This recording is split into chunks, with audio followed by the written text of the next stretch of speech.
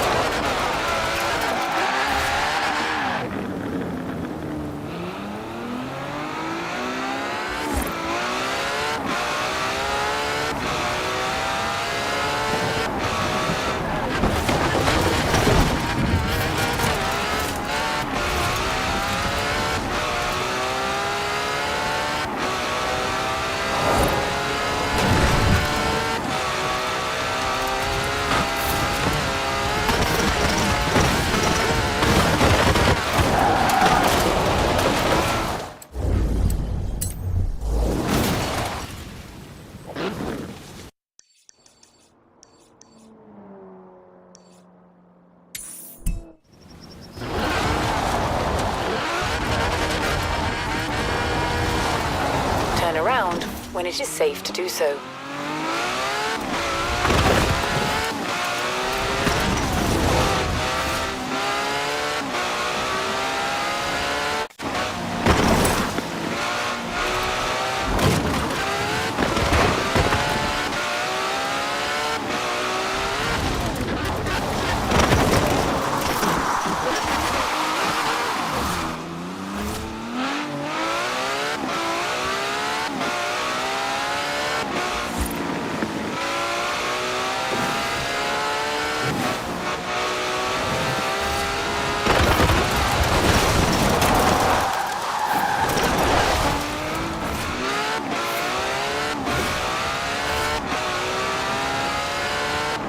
Arrived at your destination.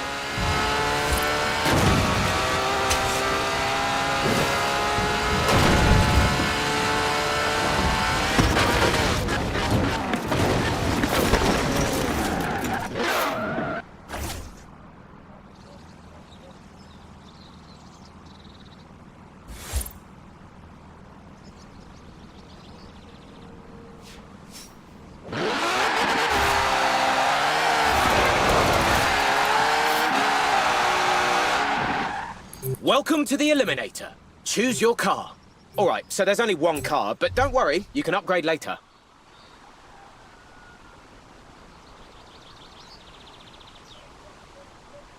Now, choose a starting point. Remember, buildings, landmarks, and points of interest are good places to search for car drops.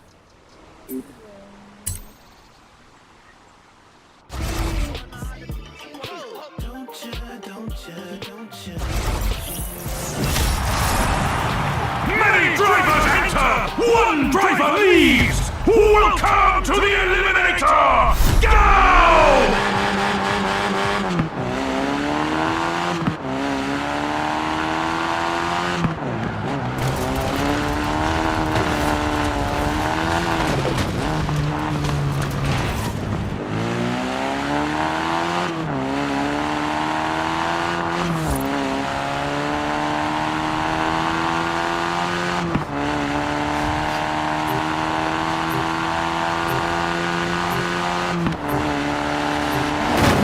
Go! Get on the horn and get eliminating!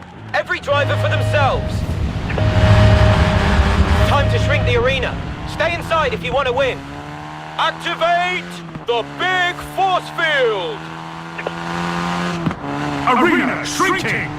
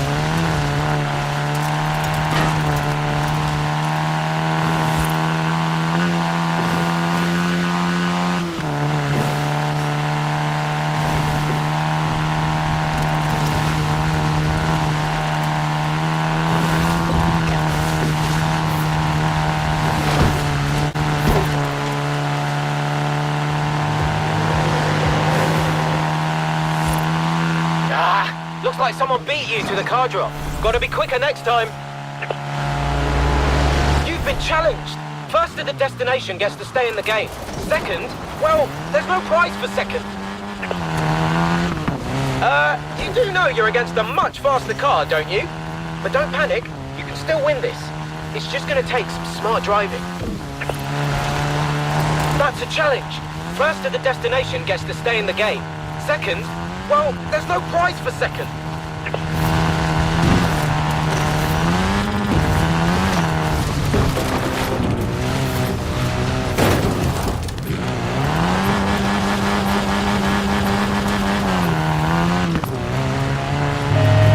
Arena shrinking! Turn around when it is safe to do so.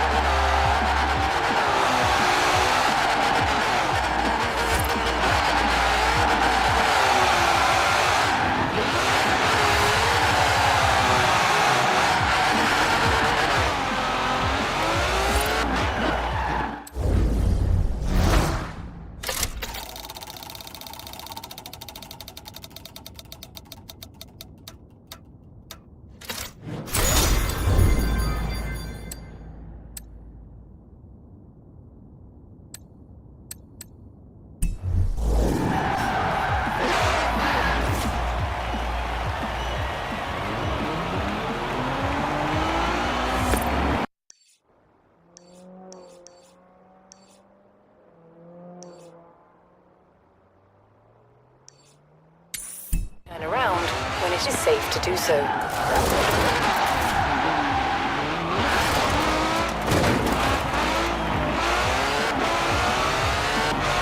In 400 meters, turn left.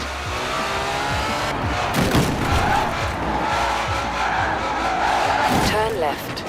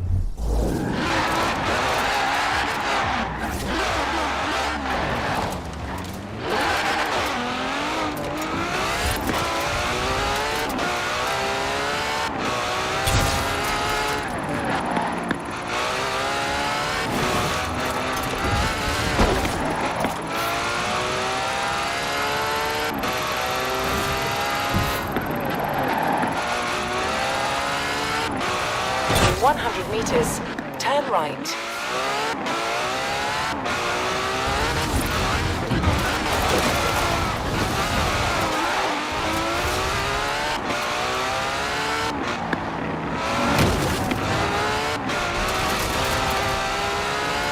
In 400 meters, turn right.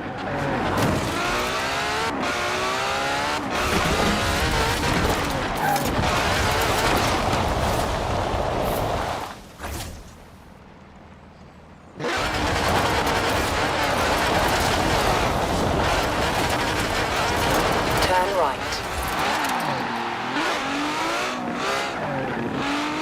In 200 meters, turn left.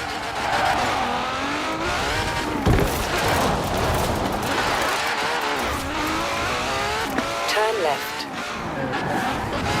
In 200 meters, turn left. Turn left.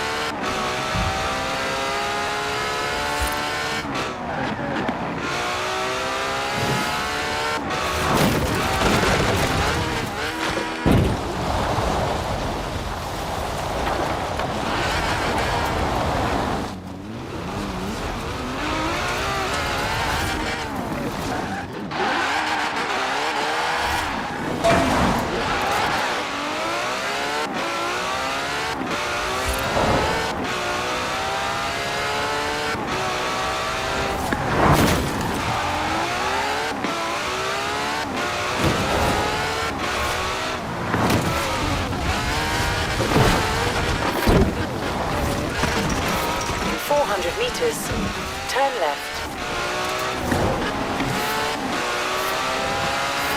Turn left. Turn around when it is safe to do so.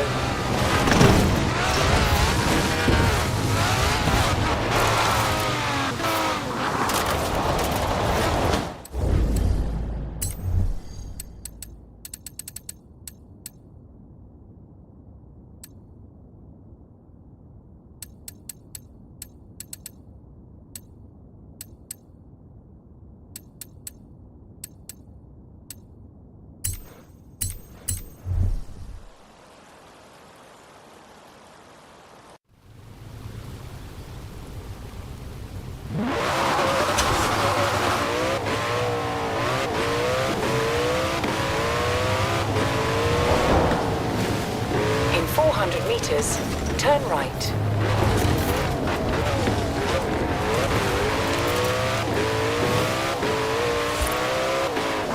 Turn right. You have arrived at your destination.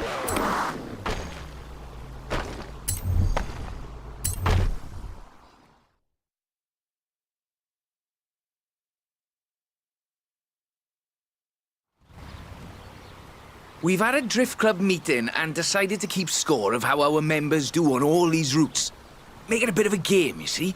This is the Subaru BRZ for boxer engine, rear-wheel drive, and the zenith of drifting technology.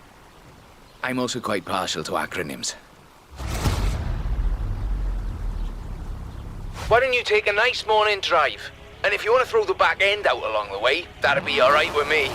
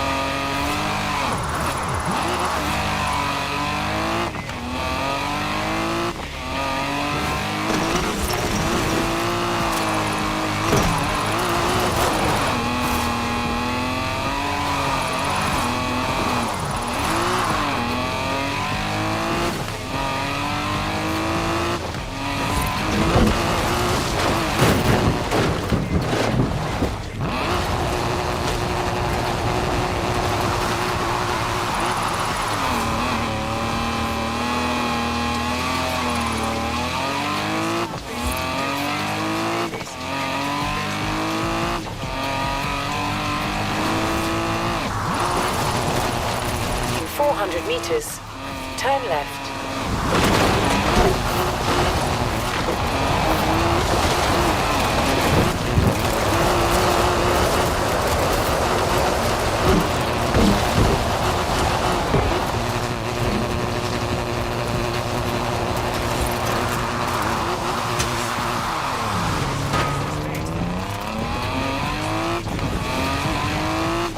Turn left.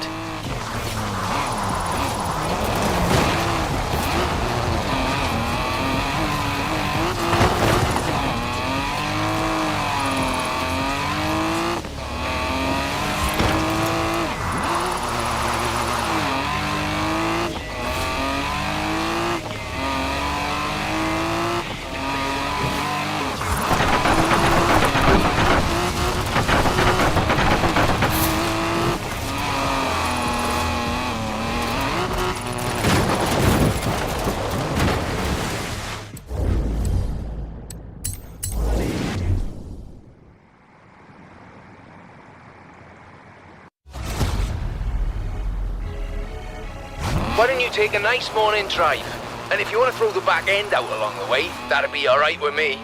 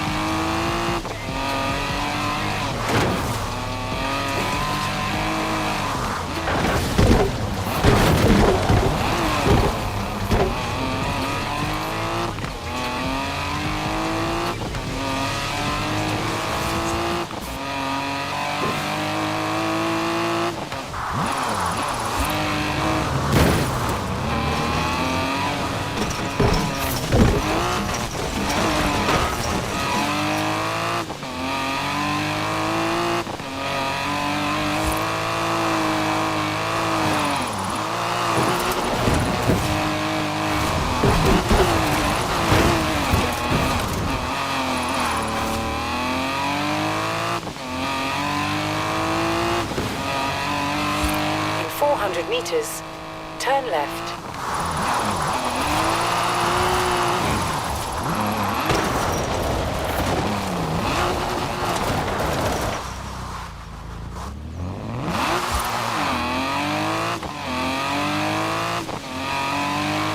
Turn left.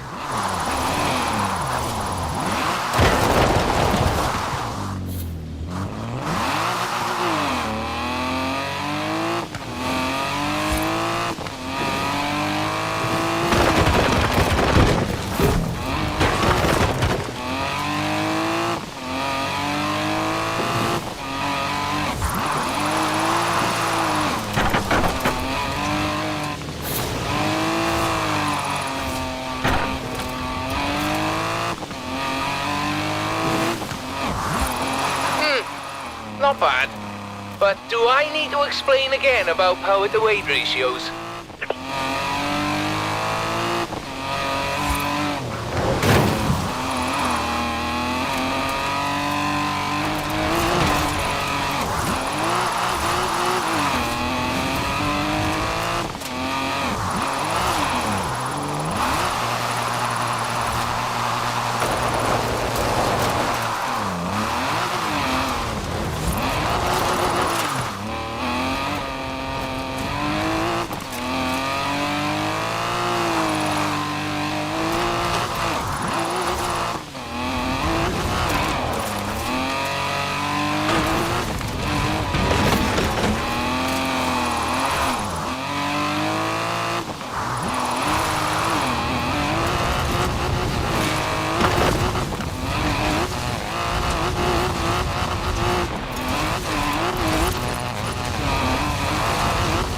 Oh, bad luck.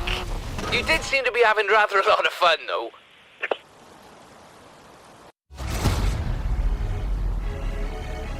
Why don't you take a nice morning drive? And if you want to throw the back end out along the way, that'd be alright with me.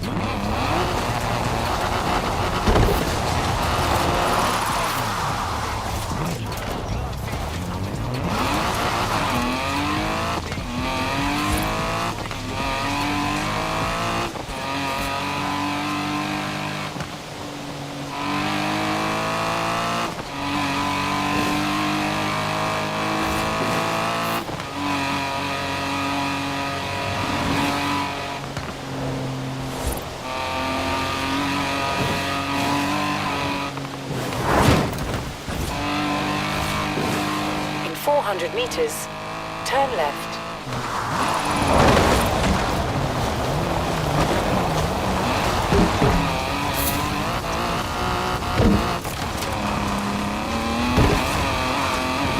Turn left.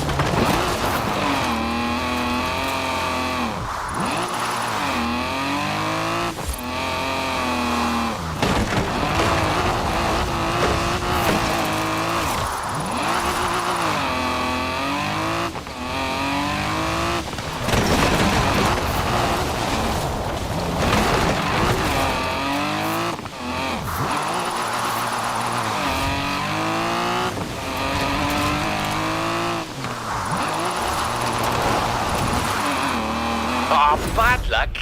You did seem to be having rather a lot of fun, though.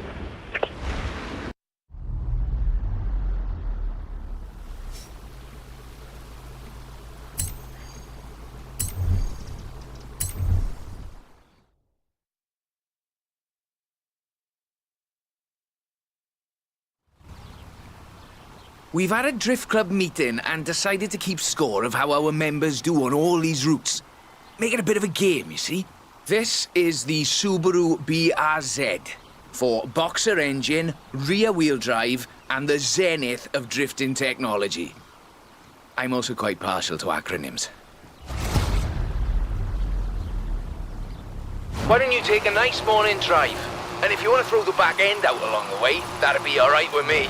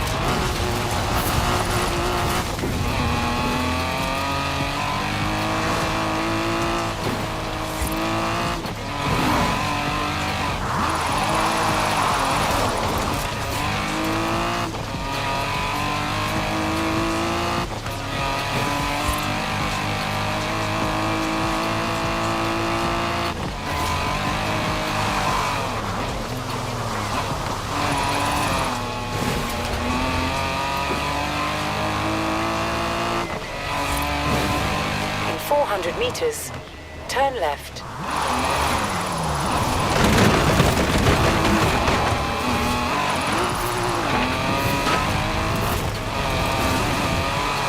Turn left.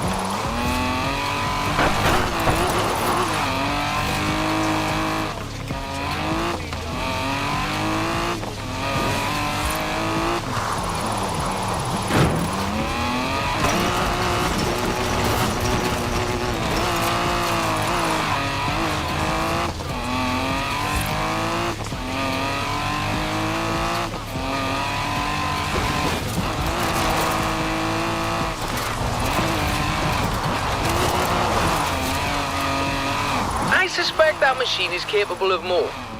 And so are you.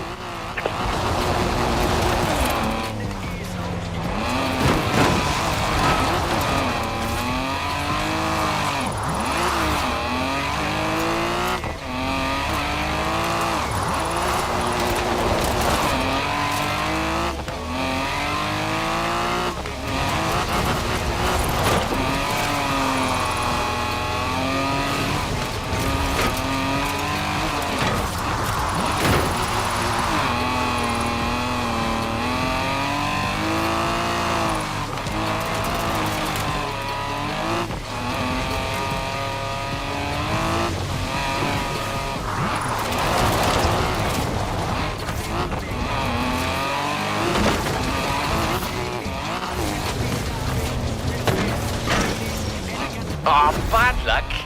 You did seem to be having rather a lot of fun, though.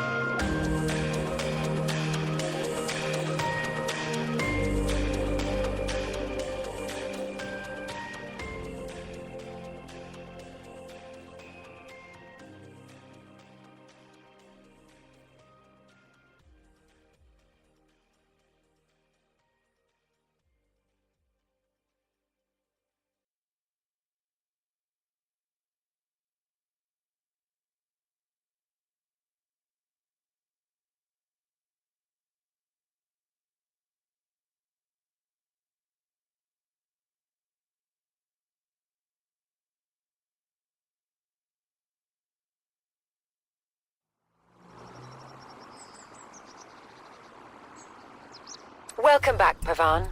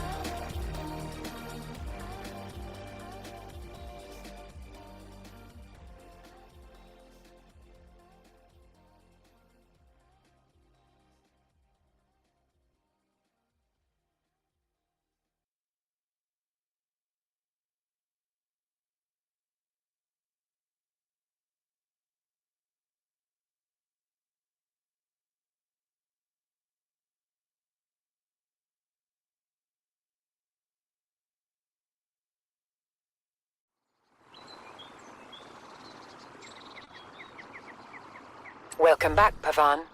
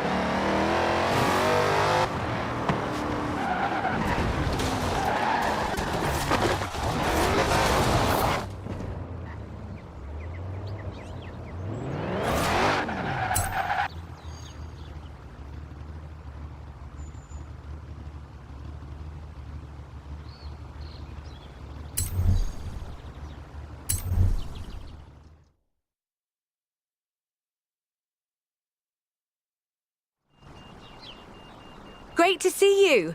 We're shooting a documentary about car culture in the UK, and I need a second driver. You've made a name for yourself, and it would be great to have you aboard. It's simple. You drive, I tell the story. Let's do it.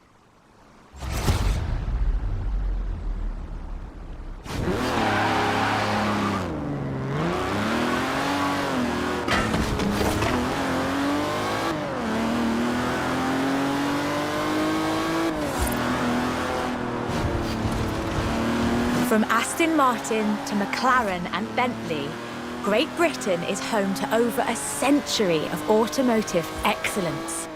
I'm Rebecca Dawson. Welcome to British Racing Green, a documentary celebrating that history.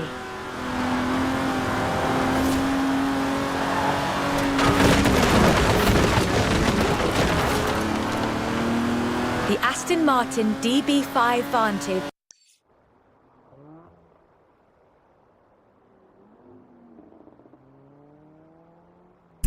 was the quintessential Grand Tourer of the 1960s, combining British engineering and Italian design.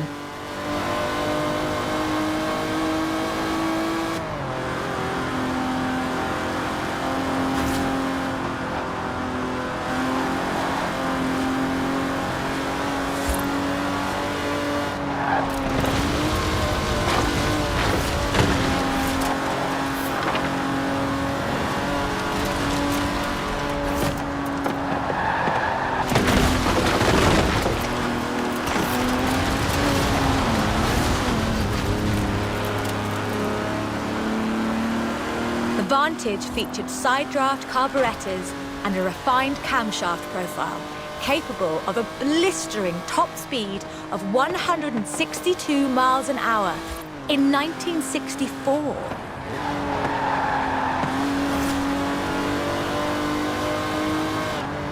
The clean lines of Superleggera's bodywork, reclining seats and wool carpets created a car that was luxurious as well as fast.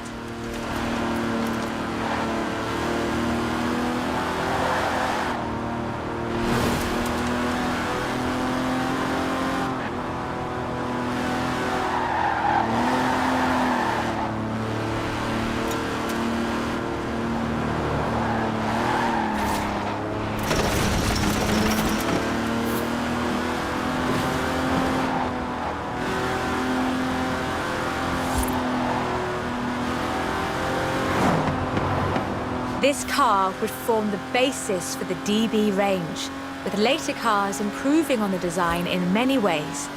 But none would ever achieve the sheer, iconic perfection of the Vantage. In 200 meters, turn left. Turn left. For all of its beauty and engineering perfection, only 65 of these beautiful machines would ever be built. If you own one, you own a piece of British history.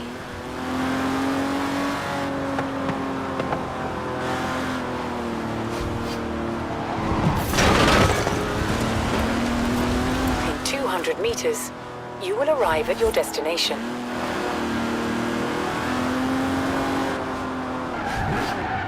The silver DB5 would be immortalised in half a century of cinema. The classic Aston Martin.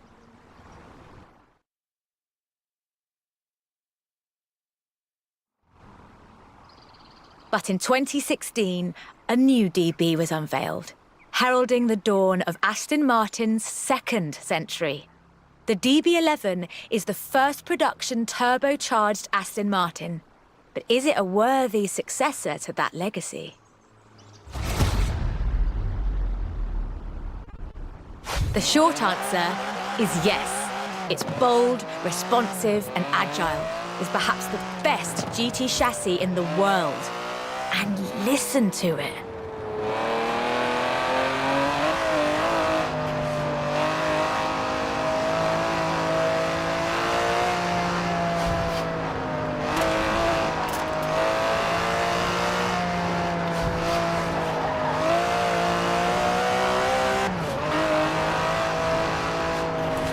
Able to hit 60 miles an hour in 3.5 seconds, the DB11's 5.2-litre twin-turbo V12 boasts a top speed of over 200 miles an hour.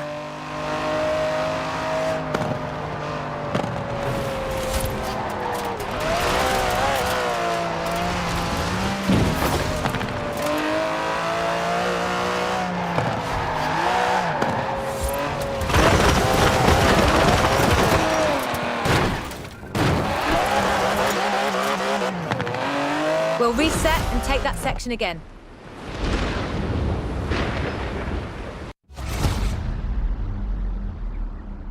The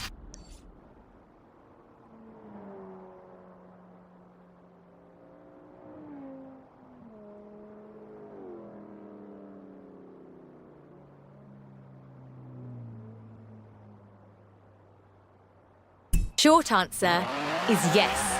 It's bold, responsive and agile. It's perhaps the best GT chassis in the world. And listen to it.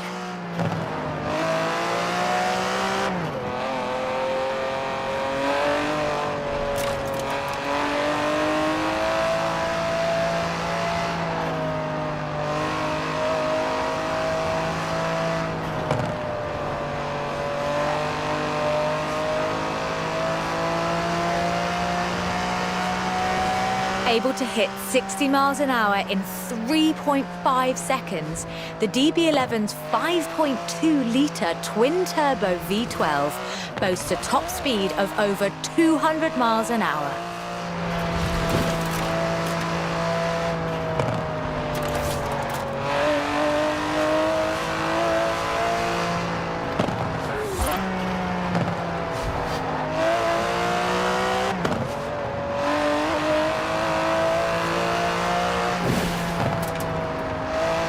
The DB11 is not the fastest car in the world, but then it's not trying to be. It's sophisticated, effortless luxury. It's an Aston Martin.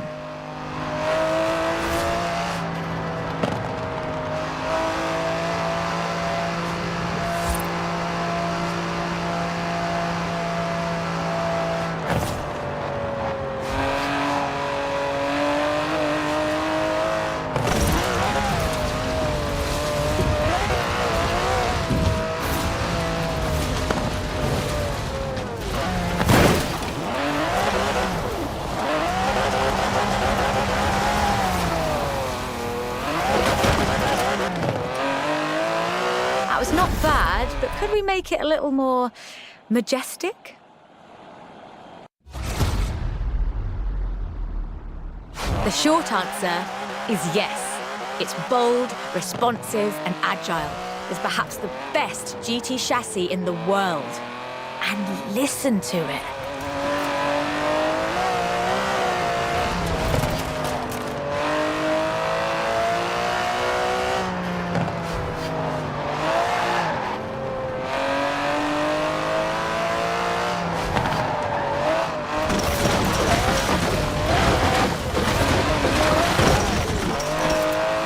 Able to hit 60 miles an hour in 3.5 seconds, the DB11's 5.2-litre twin-turbo V12 boasts a top speed of over 200 miles an hour.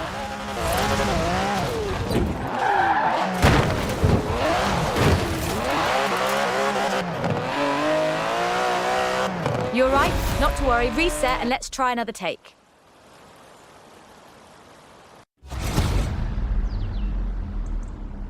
The short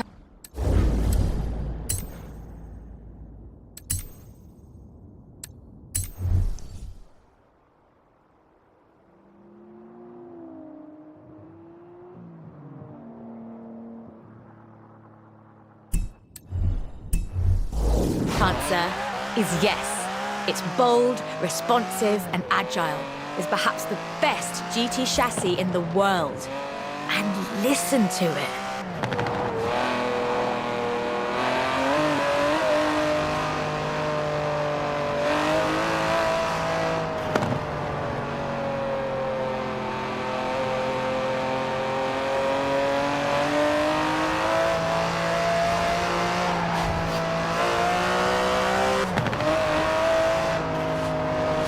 Able to hit 60 miles an hour in 3.5 seconds, the DB11's 5.2-litre twin-turbo V12 boasts a top speed of over 200 miles an hour.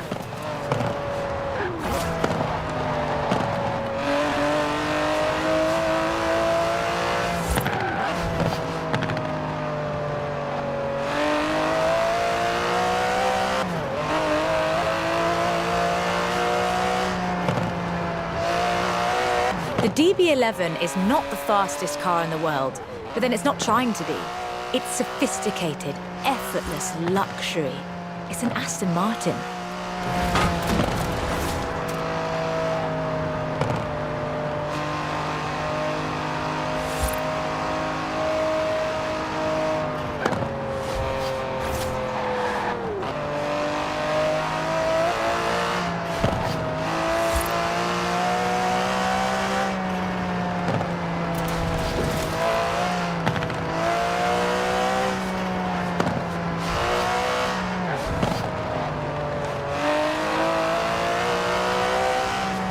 The DB11's front strakes channel air to create a virtual spoiler, providing downforce without compromising the car's clean lines.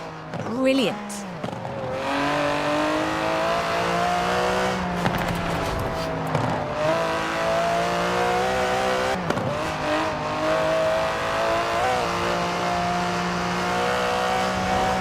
Most importantly, I think, the DB11 proves that Aston Martin is ready for another century of beautiful cars. And I can't wait.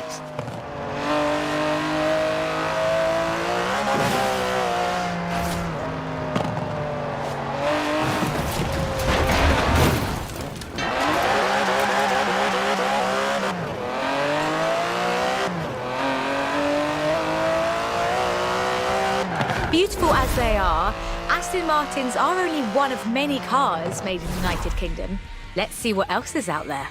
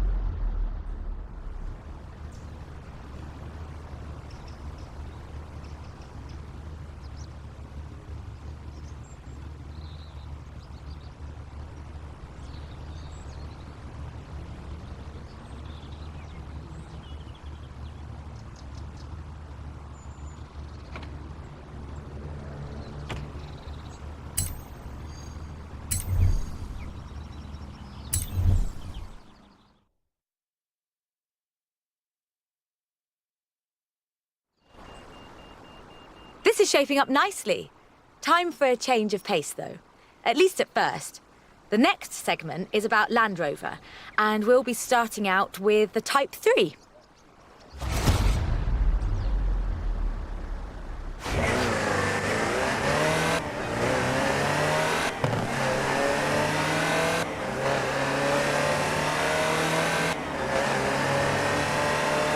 Land Rover, the British sports utility vehicle. But before that, they were actual utility vehicles. Solid, tough trucks, unstoppable over almost any terrain. In 400 meters, turn left. The Land Rover Type 3 marks the point where that shift begins. And we'll be looking at what that meant. Turn left.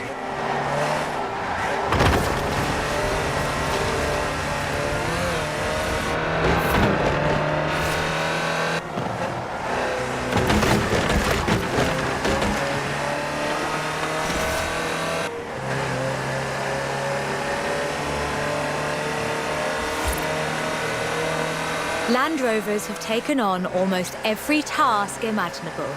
They've been generators, tractors and ambulances.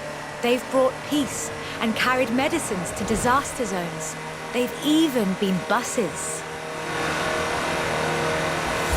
Over 500,000 Series 3s were built, and over 70% of those are still on the road today.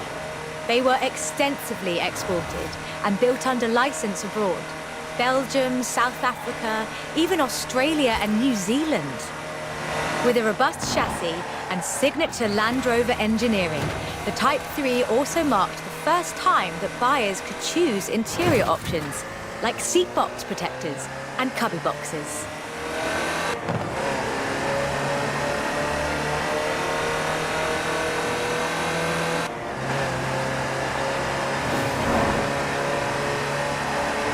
That trend continued, and by 1982, Land Rover were offering the county spec Type 3. Leisure drivers could choose from such luxuries as all-cloth seats, soundproofing, and tinted glass. The trend was increasingly clear, and the future of the Land Rover was starting to take shape. If you squinted, you could already see the shape of the first sports utility vehicle, the Range Rover.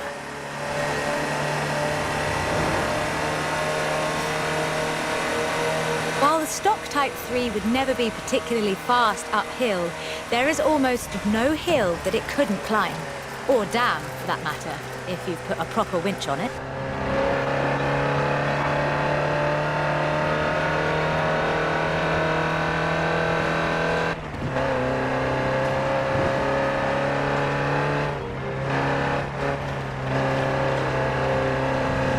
In 1978, a Series 3 was custom-built for Her Majesty Queen Elizabeth II.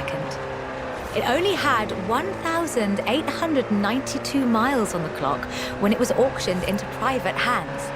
And it was in perfect condition. It would be. After all, she trained as a mechanic in the 1940s and will likely remain the only royal able to strip and rebuild an engine. In 100 meters, turn left.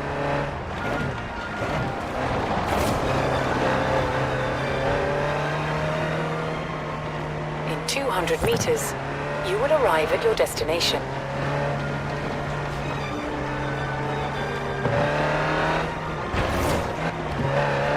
Along with the Range Rover, others would follow. Discovery, Defender, and the Freelander. Each a more sophisticated and enjoyable utility vehicle. But none of them were a replacement for the Type 3. They were a different kind of car.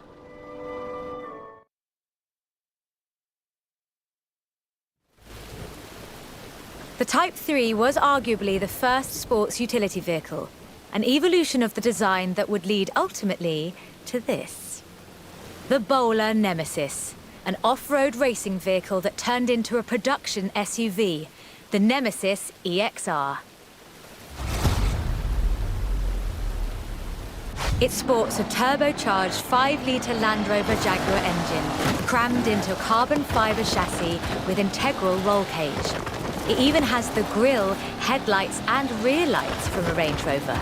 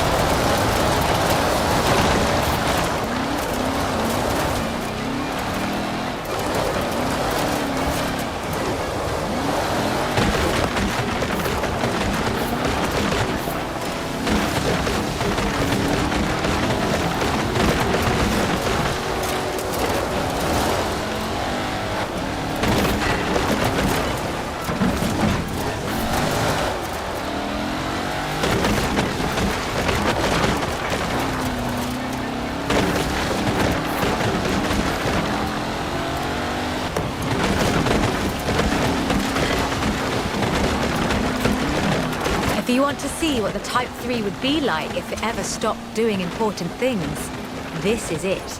And it's beautiful.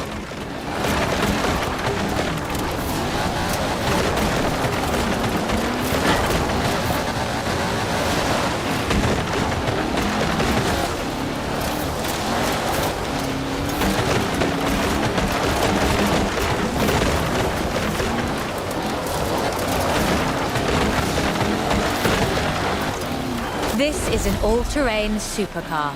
That's the only fair description for this. But that's what you get when you build an SUV with Land Rover DNA.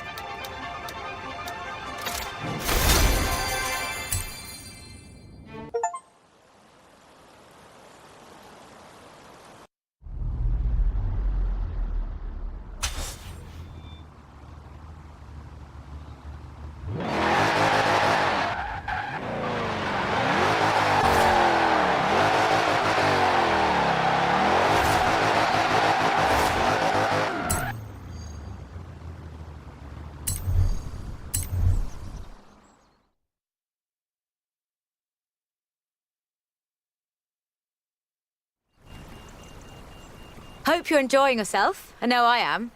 It's great to be able to just focus on telling the story while someone else handles the driving for once. Let's get to the next one. This time, it's Lotus.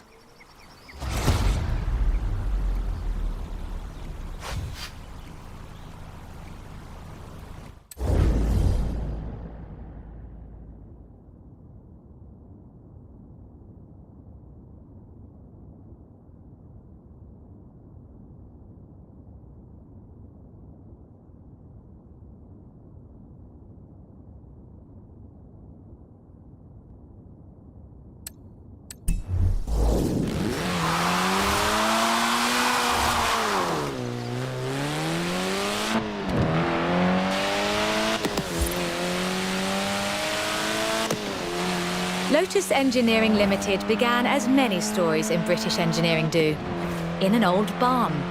The first Lotus cars were offered as kits. You built them yourself.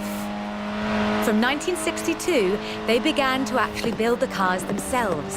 The Elan Sprint showed exactly what they intended to do. Built around a steel backbone with a fiberglass chassis, the Sprint weighed in at a meager 687 kilos parked on the curb.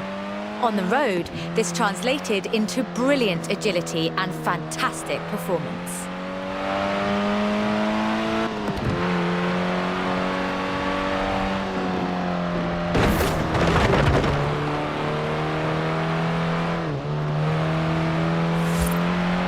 Designer Colin Chapman famously said, "Adding power makes you faster on the straights.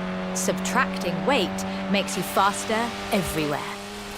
He knew what he was talking about. In 100 meters, turn right. Turn around when it is safe to do so. Recalculating route.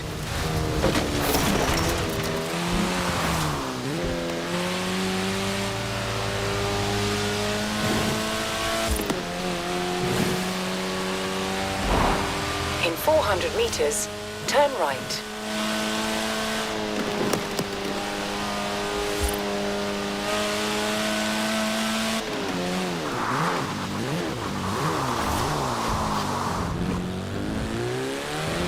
In 200 meters, turn right. Turn right. I know you want more time in that car, but we really do need to get this shot today.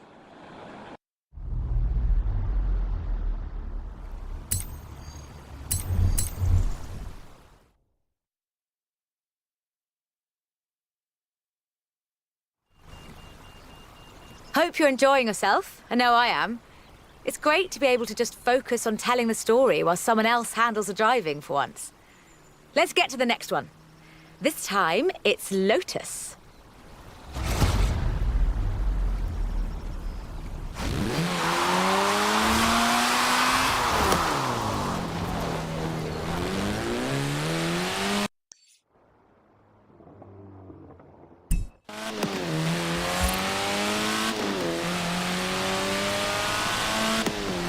Lotus Engineering Limited began as many stories in British engineering do, in an old barn. The first Lotus cars were offered as kits. You built them yourself. From 1962, they began to actually build the cars themselves. The Elan Sprint showed exactly what they intended to do.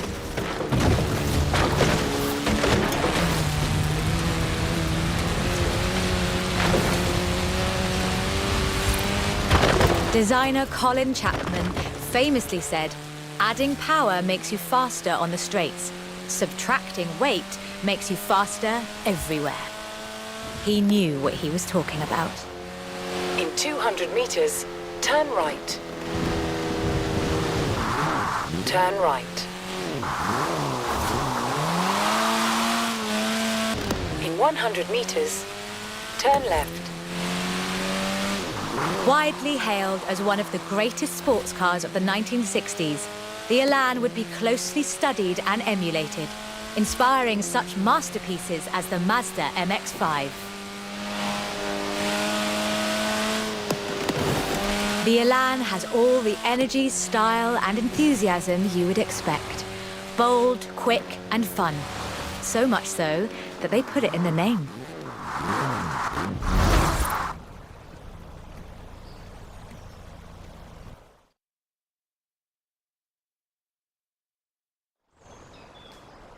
The Elan Sprint was a financial as well as an engineering success for Lotus, validating their approach to design and resulting in a whole family of light, agile roadsters. Which brings us to this, the Lotus Exige. It's heavier than the Elan, admittedly, but it's faster. Much, much faster. Touch the pedal, the Exige responds with instant, relentless acceleration, as you'd expect. With a 0 to 60 time of 3.8 seconds and a top speed of 170 before upgrades and tuning, the Exige is uncompromising.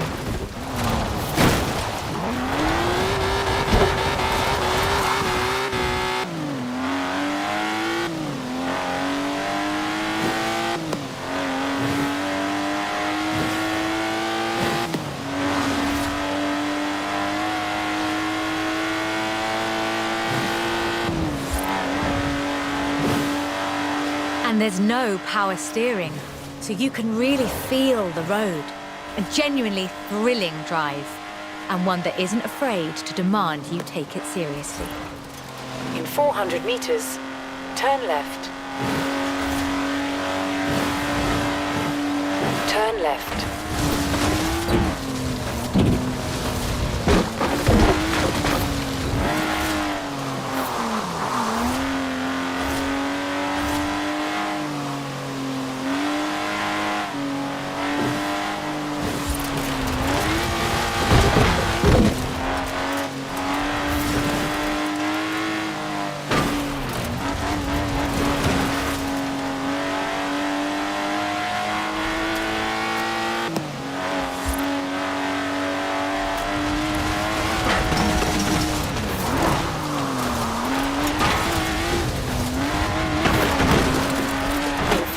Meters, you will arrive at your destination.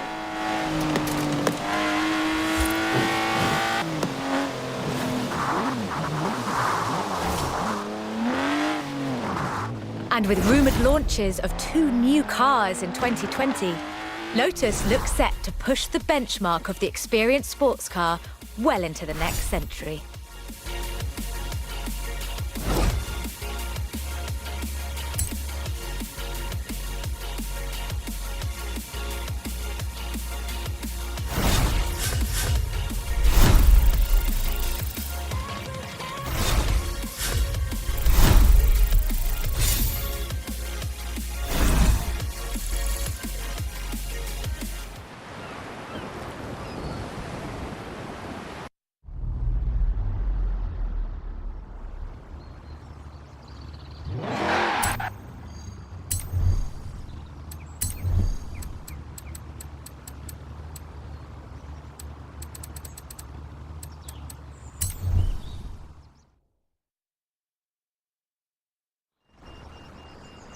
Done much rallying?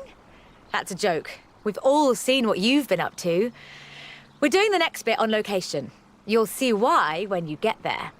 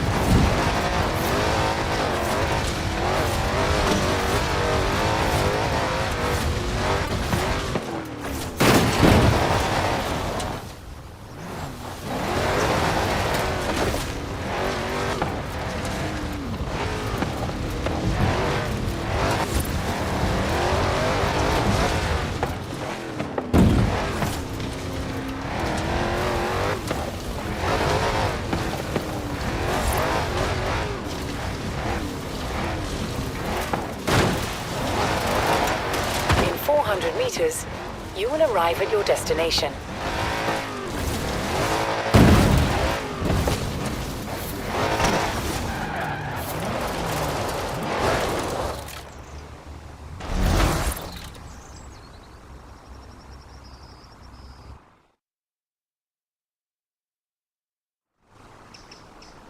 Ford, that most American of cars. But the Ford Escort, oh, that's British. And more than that, the Escort would become for many synonymous with Group B. In the 70s, Ford had embraced that destiny so firmly that they'd begun their own championships to find new drivers. Drivers for cars like the RS 1800. This was a car designed explicitly for rallying, with a powerful fuel-injected 1790cc Cosworth BDE engine.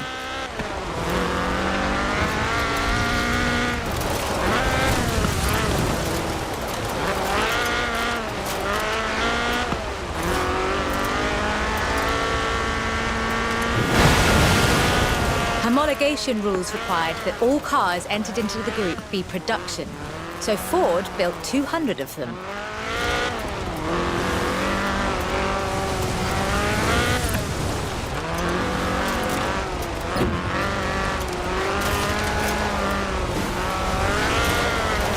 The RS 1800 raced to victory after victory across the rallying world, on almost every continent and across every terrain type imaginable.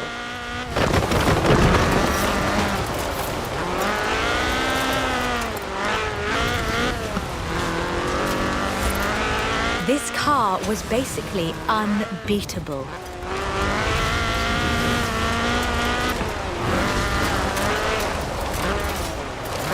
The RS 1800 brought home 17 World Rally Championship victories for Ford.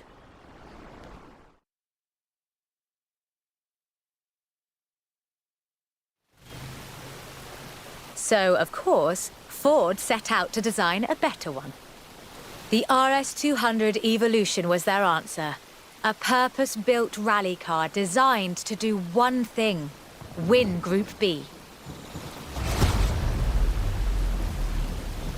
With a 1.8 turbocharged Ford Cosworth BDT engine and all-wheel drive, the RS 200 had perhaps the best suspension platform of any car of its era.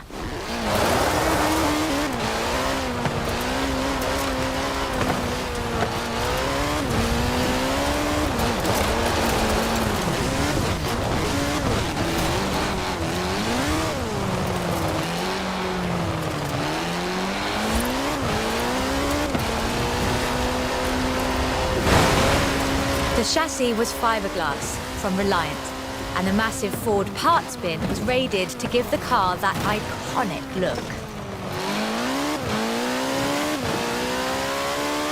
Fortunately, Ford built over 200 as part of the homologation requirements for Group B, so you can still find them, if you're lucky.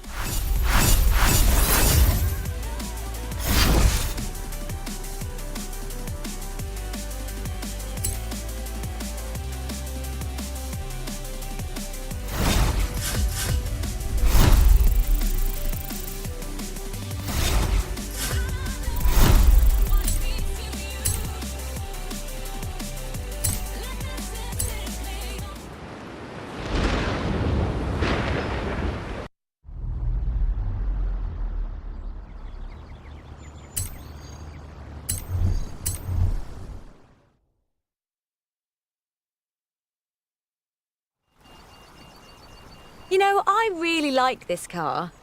Not that I'd want to drive it for too long. Squeeze yourself in there and let's see just how fast you can make it go. Which won't be too fast. But hey, I could be surprised.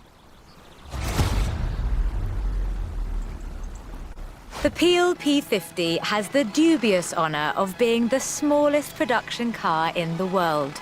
A one-door microcar coupe, featuring a 42cc air-cooled engine capable of a heinous 38 miles an hour.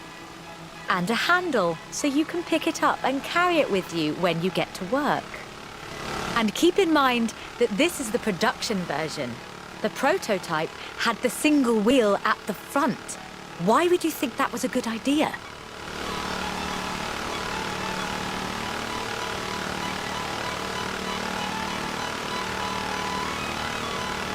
In 2010, though, production restarted at Sutton-in-Ashfield. So, if you'd like to own the modern incarnation of this, I suppose you can.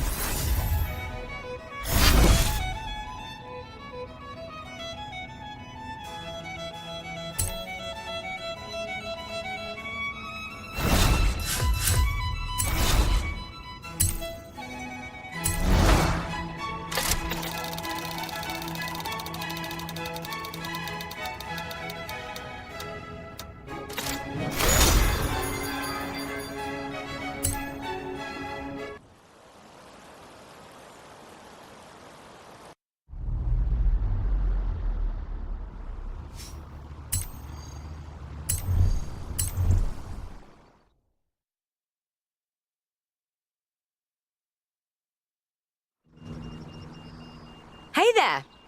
How about a car with some actual legroom and some actual speed? This section's about what happened when McLaren decided to make a road car. You're going to enjoy this.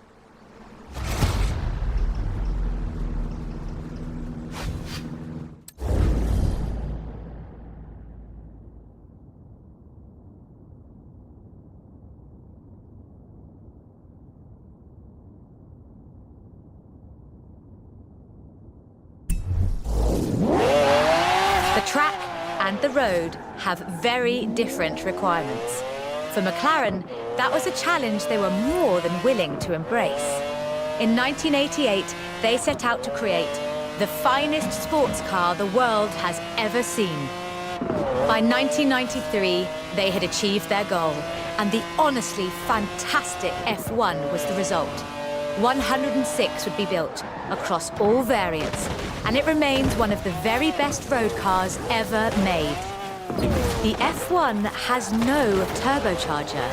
That would have compromised the driving experience, increased complexity, and resulted in turbo lag.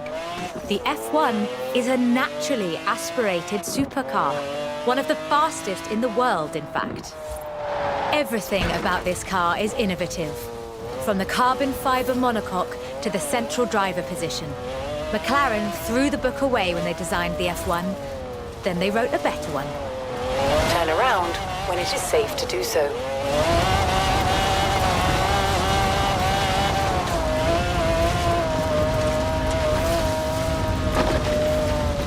Recalculating route.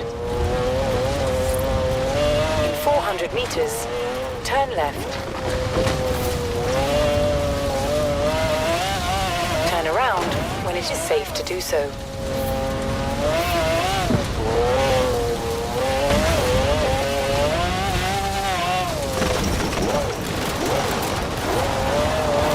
McLaren's racing heritage is so deeply ingrained in this machine that when they took it to Le Mans in 1995 and faced off against purpose-built racing machines, they won.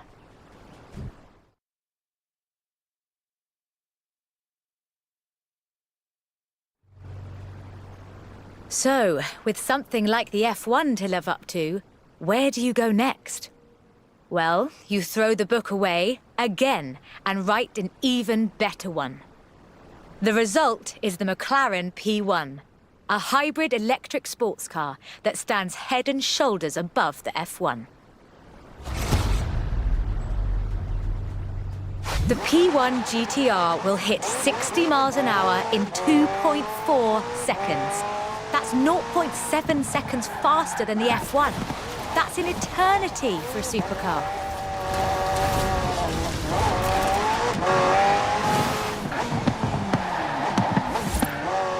The car's blistering performance is delivered by a twin-turbo V8, supplemented by a McLaren ECU electric motor and instant power assist system.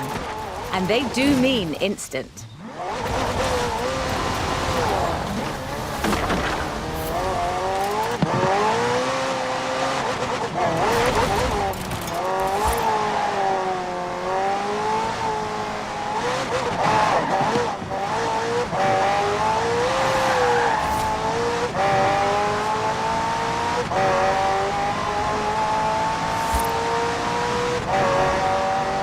Remember those problems with turbo lag? McLaren solved that with the hybrid drive. While the turbos build pressure, the electric motor drives the wheels. No turbo lag, just torque. And because it's a hybrid, it has an all-electric range. Running on batteries alone, that's 6.2 miles. A bit more if you're going downhill.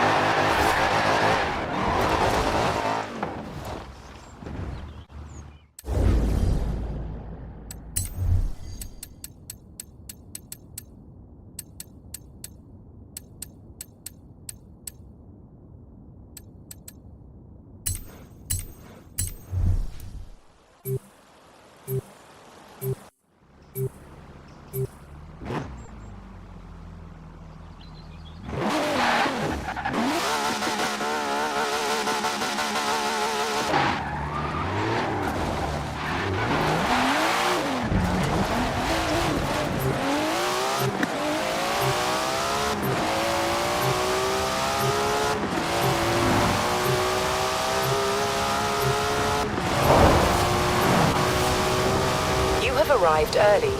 Forzathon Live will begin soon.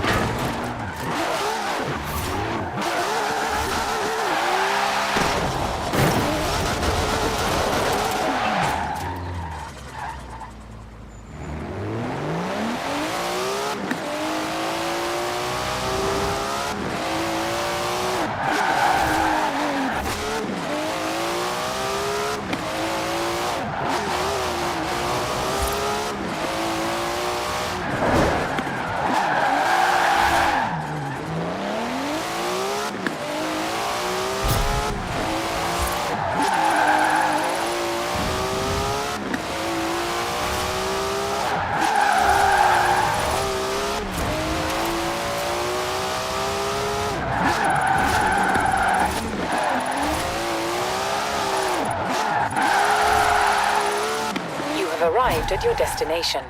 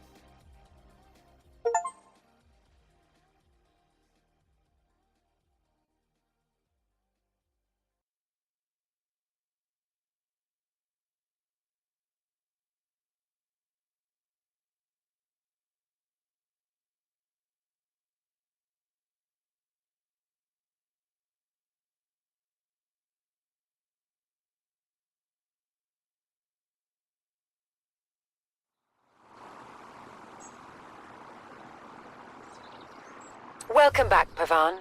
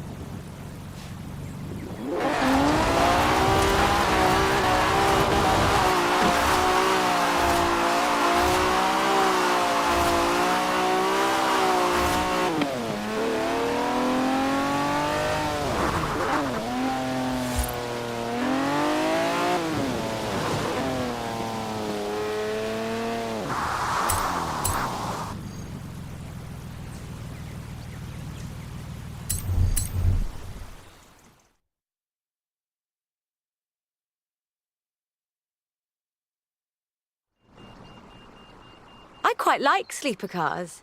Did Alex ever tell you the story of what we got up to in Colorado? There was this sleeper car competition, you see. Let's just say no one was ready for the sunbeam.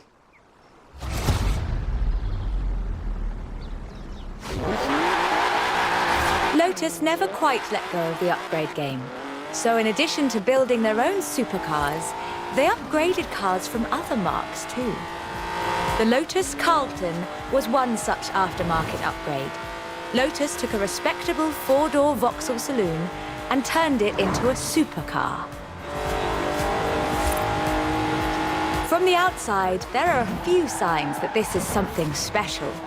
Wider wheel arches, that sort of thing. But under the bonnet, that's where the magic starts.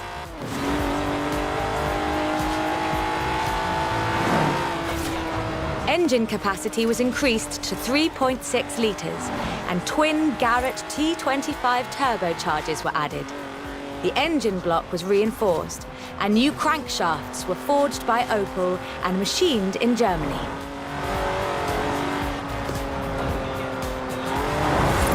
At the roundabout, take the third exit. The tyres were widened, and the tyre compound from the Lotus Esprit was used. To handle camber change issues, they put in the self-leveling suspension from the Opel Senator. The only upgrade they didn't put in was an electronic speed limiter. All of this resulted in the Lotus Carlton, designated Type 104 by Lotus. A 177 miles per hour supercar, masquerading as a four-door saloon. That was spectacular! Take a breather and let's try again with less excitement.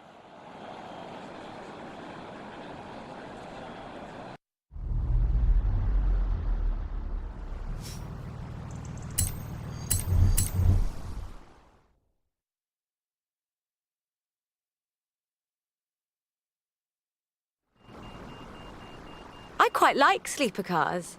Did Alex ever tell you the story of what we got up to in Colorado?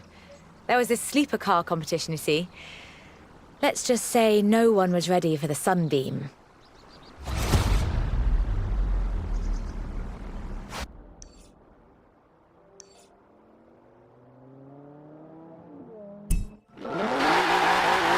Lotus never quite let go of the upgrade game. So in addition to building their own supercars, they upgraded cars from other marques too. The Lotus Carlton was one such aftermarket upgrade. Lotus took a respectable four-door Vauxhall saloon and turned it into a supercar. From the outside, there are a few signs that this is something special. Wider wheel arches, that sort of thing. But under the bonnet, that's where the magic starts. Engine capacity was increased to 3.6 litres, and twin Garrett T25 turbochargers were added. The engine block was reinforced, and new crankshafts were forged by Opel and machined in Germany.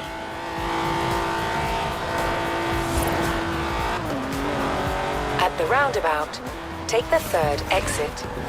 The tyres were widened, and the tyre compound from the Lotus Esprit was used.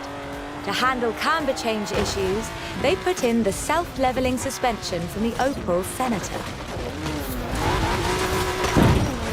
In 400 meters, you will arrive at your destination.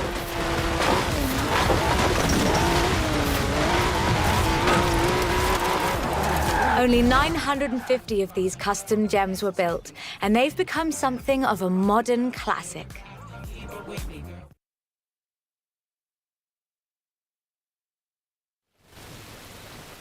The Lotus Carlton was an example of how to turn a saloon into a supercar. But that's not the only thing Lotus got up to. In 1979, Chrysler approached Lotus to create a strict rally version of their Sunbeam three-door hatchback. Lotus, as you might imagine, rather enjoyed the challenge.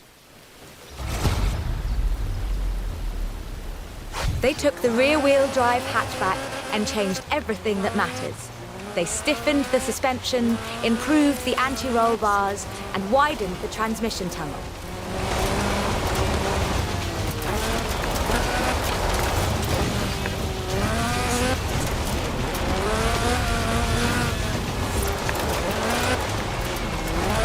performance was increased by fitting a 2.2-litre version of the Lotus 911 slant 4-cylinder engine, resulting in an impressive 250 brake horsepower, up from a meager 105 on the original.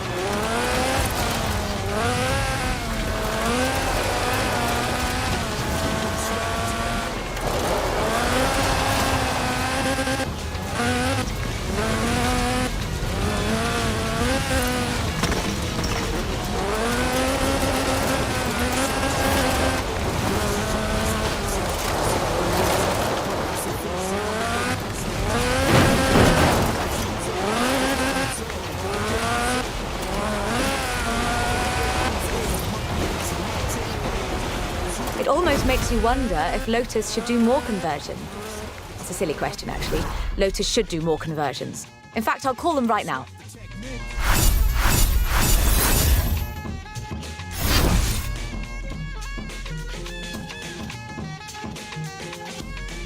I speak indiscreet, cause talk is cheap. Then I get deep in the beat, think complete. Pull with a Z, never weak, obsolete. They never grow old techniques. Become antiques, better than something brand new. Cause it's a been in a while. Style I have much more value. Classical, too intelligent to be radical. Math, never irrelevant, mathematical. Souvenirs for all the years you fought the same thoughts and ideas. It's cool when you freak to the beat, but don't sweat the technique. Don't sweat the technique.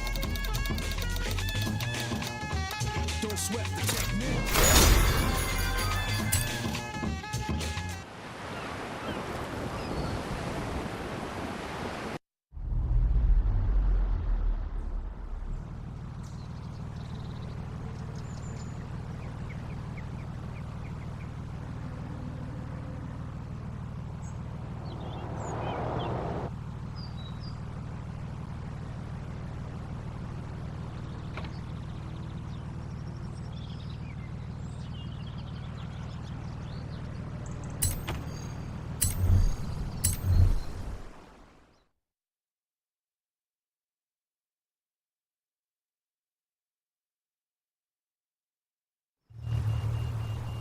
I honestly think these might be some of the most beautiful cars in the world.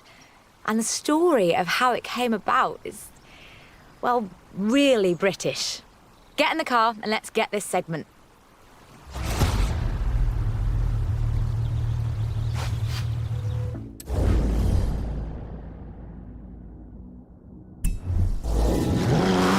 Jaguar is a bit of a favourite of mine. The company is almost 100 years old and was originally founded to build sidecars for motorcycles. But this is the car that really set the bar, I think. The 1961 E-Type. When he saw it, Enzo Ferrari called it the most beautiful car in the world. High praise indeed. He wasn't alone in his admiration. Accolades have followed this car ever since. It's been in movies, comics, games, and TV shows.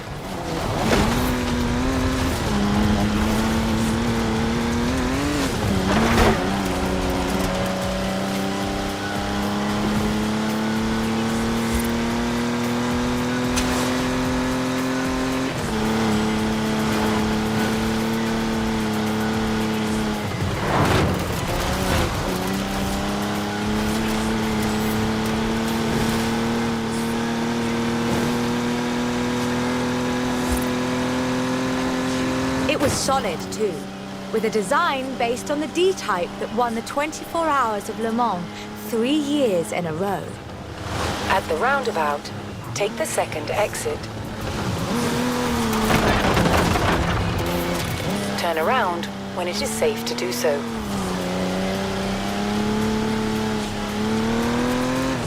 Anyone who owns an E-Type will tell you that the key to their reliability is to drive them regularly, as if you'd need the excuse.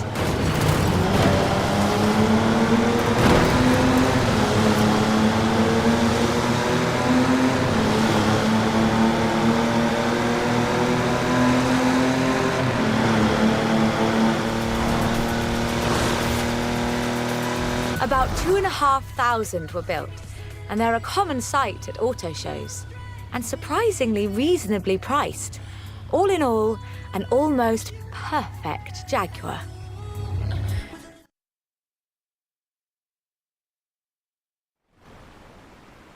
The E-Type was the successor to the Le Mans winning D-Type, but what would that look like if Jaguar designed it today?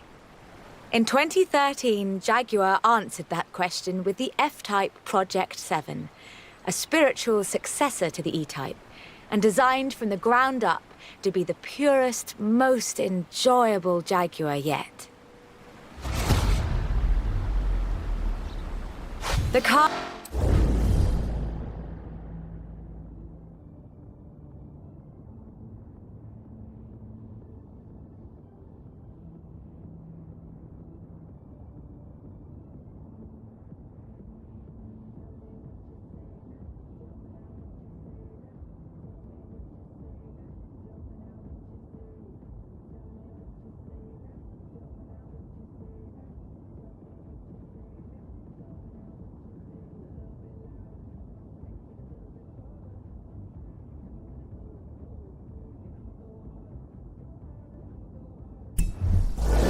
heritage is proudly displayed in the gorgeous D-Type curves and the distinctive aero hunch behind the driving position. But like the E-Type, it's not just a pretty face.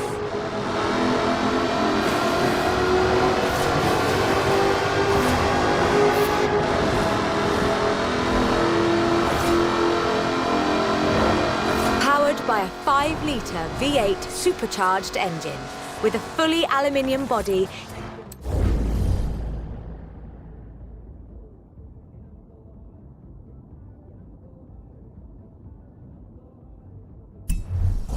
it's blisteringly fast, with a 0 to 60 speed of 3.8 seconds and a top speed of 186 miles an hour.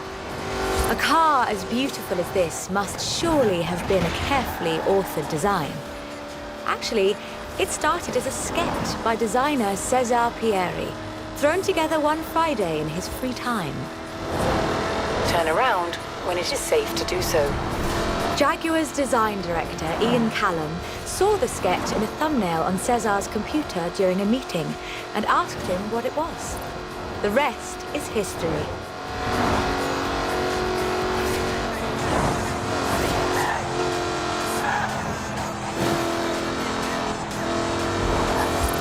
"250 Project 7s were built, as both a successor to the E-Type and as a celebration of Jaguar's victories at Le Mans.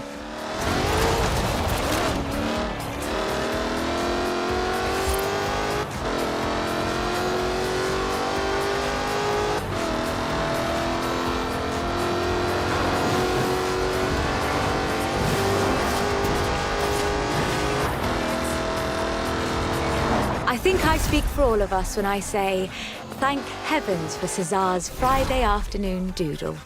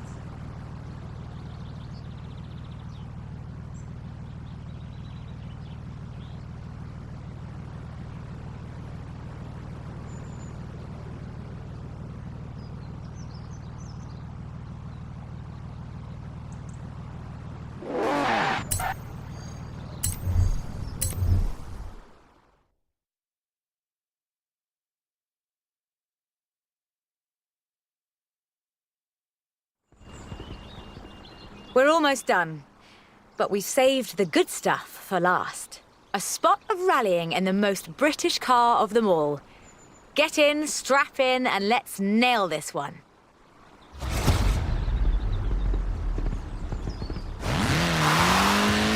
There is one car built in Great Britain that is, quite fairly, considered one of the most influential cars of the century. Turn left. It's a surprisingly spacious little city car with a side-mounted engine. It's an icon of popular culture. It's been built on every continent where there's a car factory. It's the Mini. The Mini Cooper S was built to be a performance machine with deeper engines, twin carburetors and front disc brakes. This scrappy little machine would go on to achieve more than 30 racing victories in the 1960s and 1970s. A Mini Cooper S flying number 37 placed first at the 1964 Monte Carlo Rally. Driven by Paddy Hopkirk and Henry Liddon, this was the last time an all-British crew would win the event. But not the last time a Mini would. At Monte Carlo in 1966, Minis took the first, second and third positions. They were all disqualified because they had dimming headlamps. Not because they were winning everything in sight. In 1999, the Car of the Century Award was presented to the most influential car of the 20th century. The Mini came second. It was beaten by the Model T Ford. That's fair, I suppose.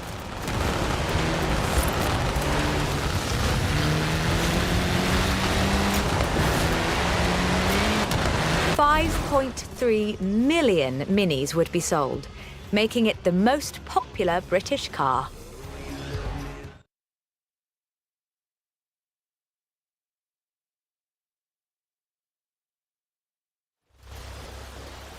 And then, in 2000, BMW resumed production of the Mini, breathing new life into the iconic marque.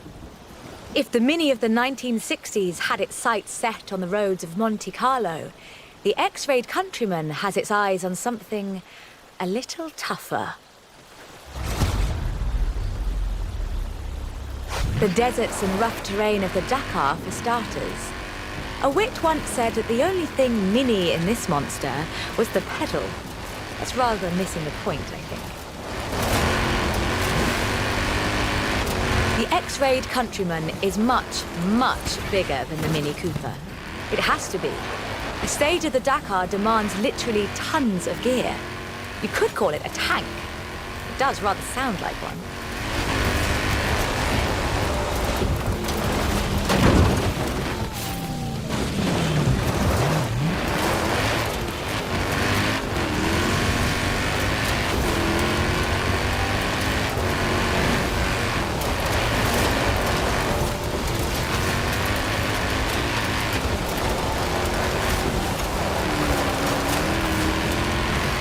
When Mini's X-Rayed division set out to build this thing, they had one goal in mind: winning the Dakar. And they did, every year, from 2012 to 2015.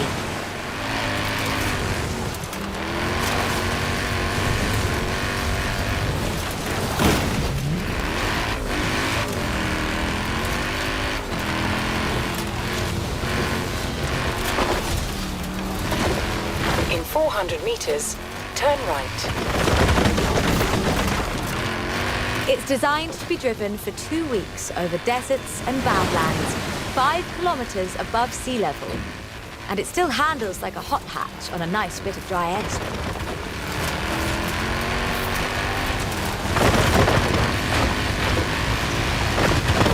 Are you all right? Take a moment, then let's do that bit again.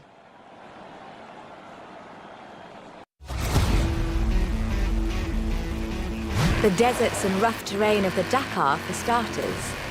A wit once said that the only thing Mini in this monster was the pedal. That's rather than missing the point, I think. The X-Rayed Countryman is much, much bigger than the Mini Cooper. It has to be. A stage of the Dakar demands literally tons of gear. You could... Could call it a tank. It does rather sound like one. The deserts and rough terrain of the Dakar for starters. A wit once said that the only thing mini in this monster was the pedal. That's rather missing the point, I think. The X-Raid Countryman is much, much bigger than the Mini Cooper. It has to be. A stage of the Dakar demands literally tons of gear. You could call it a tank. It does rather sound like one.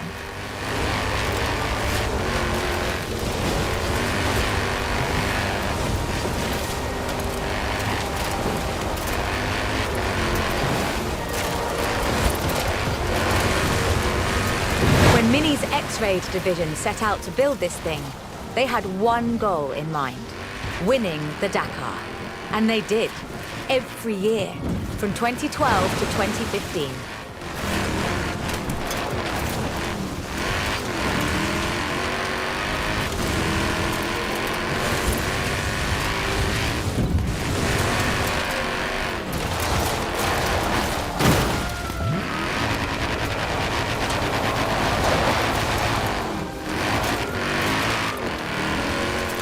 In 400 meters, turn right.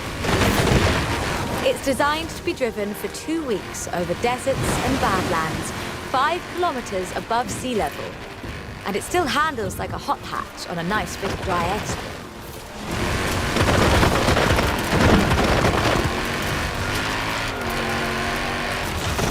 Owners come and go. The heritage of a car like the Mini is more than who owns the keys to the shop. I fully expect to see Mini's wings flying for another century.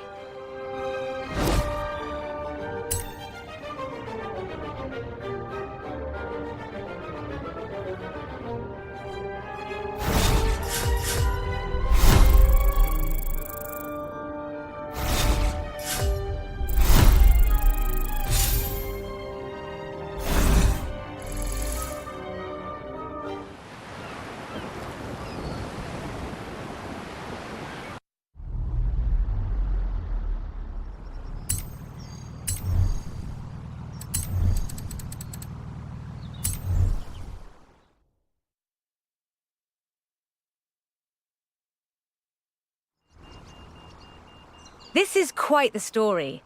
Bentley at Le Mans in the 1930s. Gentleman racers, heroic driving, and a personal hero of mine. Take good care of the cars, though. Both of them are mine.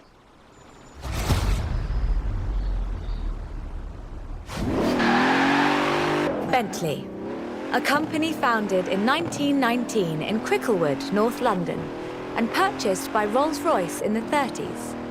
A company synonymous with both racing and luxury. Perhaps the best example I know of those two extremes of British engineering. For almost a century, every Bentley was hand-built to exacting standards.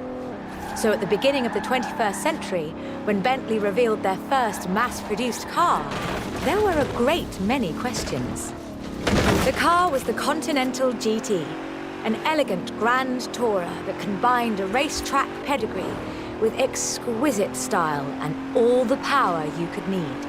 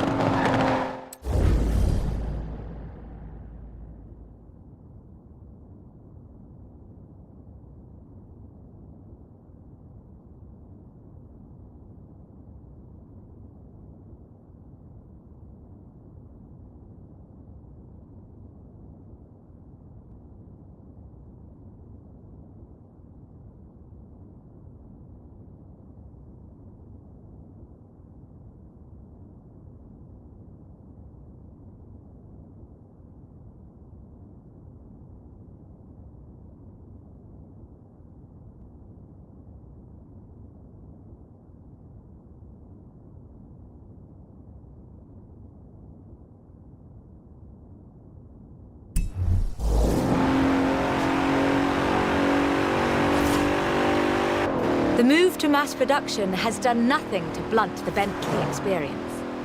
The 2017 Continental Supersport is responsive, fast, and beautifully designed.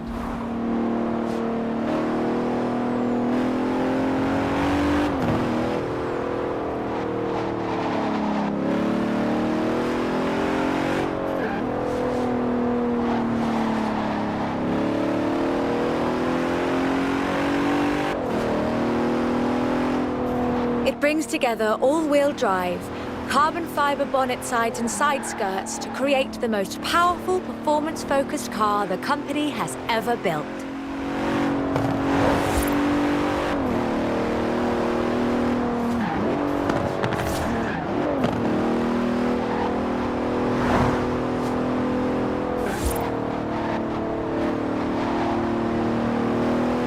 But never forget, Bentley's pedigree is racing, and the Bentley Continental embraces that.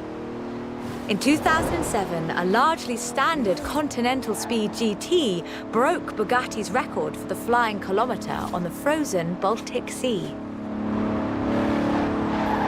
And then in 2011, they broke their own record. 205 miles an hour, both ways, on ice. Even when building these gorgeous Grand Tourers, Bentley is driven to excellence.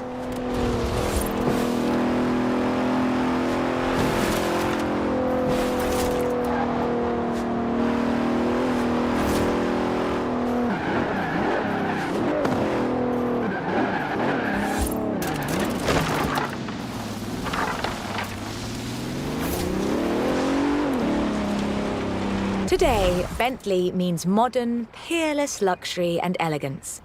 But that's far from the full story.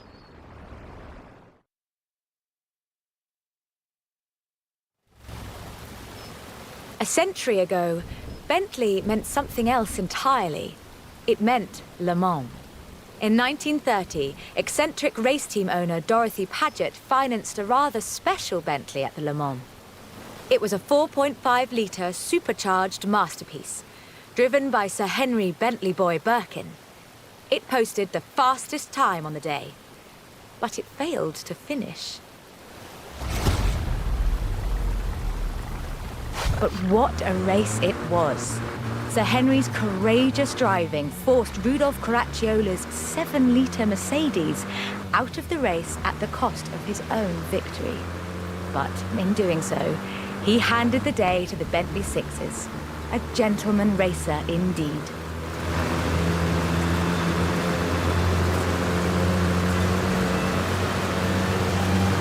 Sir Henry knew he didn't have anything to prove. In 1929, the adventurer Mrs. Mary Victor Bruce had already driven the resolutely modern 4.5-litre Bentley at Montlhéry, setting distance, speed, and endurance records. The Bentley's performance so annoyed Ettore Bugatti that he called it the world's fastest lorry.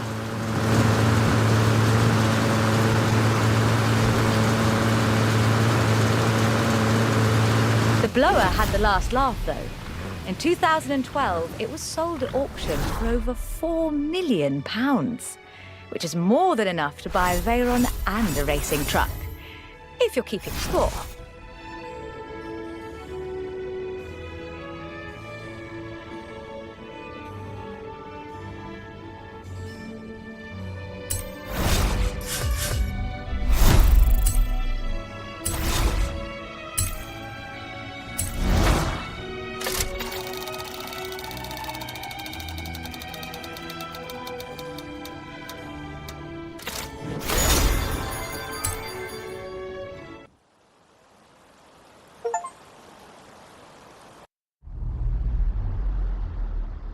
Like I told them, can't make a film about car culture around here without you in it, can they?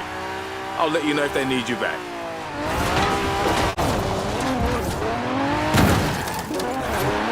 Okay, Pavan. Plotting your route to the Forzathon live event now.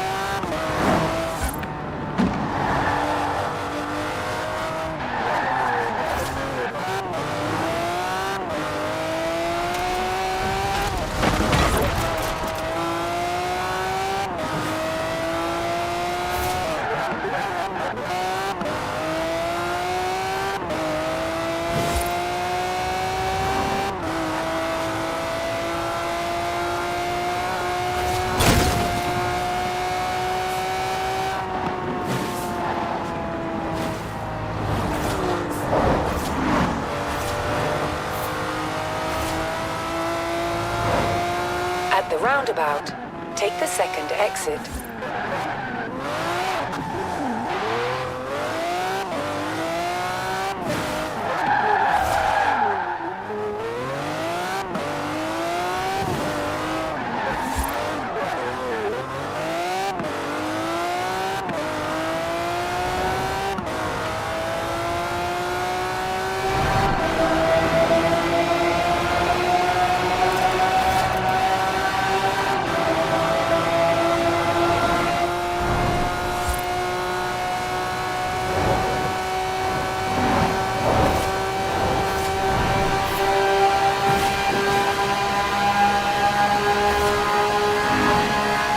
In 400 meters, turn right.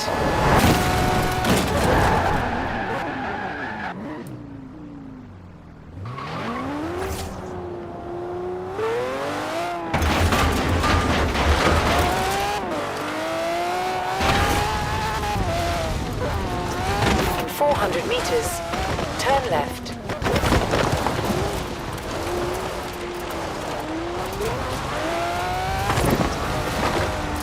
In 200 meters, turn right.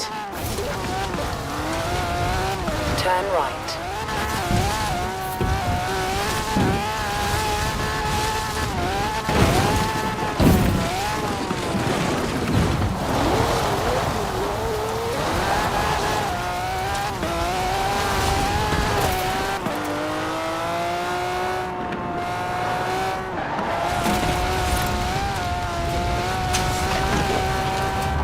Round one, started!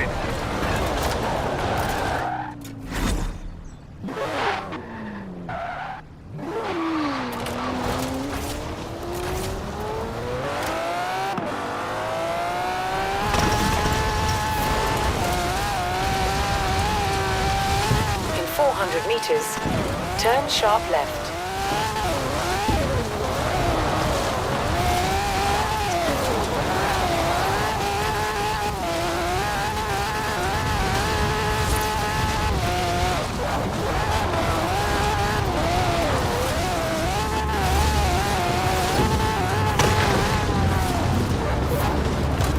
Recalculating route.